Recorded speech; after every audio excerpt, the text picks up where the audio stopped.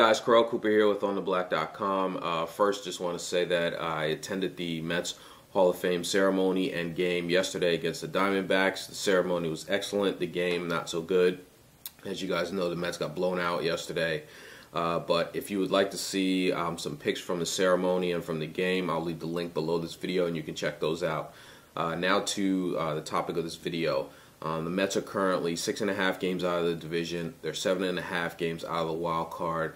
And if you take a look at their upcoming schedule, the Mets still have a chance to kind of make it interesting this year.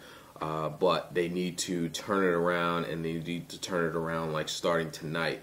What I mean by that in terms of making it interesting, if you look at their schedule for August, they play 27 games in the month of August. 14 of those games are against Atlanta and Philly, the two teams ahead of them in the division, and then also the Rockies, one of the teams that is ahead of them in the wild card standing.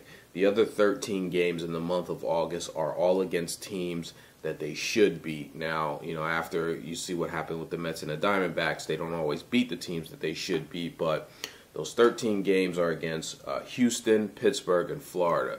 So basically what I'm trying to say here is that I think that the Mets still have a chance to kind of gain some ground this year and make it interesting. So I'm not ready to call the season quits just yet because they are playing teams that they can, if they can beat the teams ahead of them in Atlanta, Pittsburgh, and Colorado, they have a chance to gain some ground really quickly here. And then against, 13 games against teams that they should beat, they could make it interesting if they could somehow turn it around and get a little bit on a roll. But again, it has to start tonight with Santana on the mound in Atlanta to see if they can kind of turn this thing around a little bit. So and just want to kind of throw this back to you guys out there.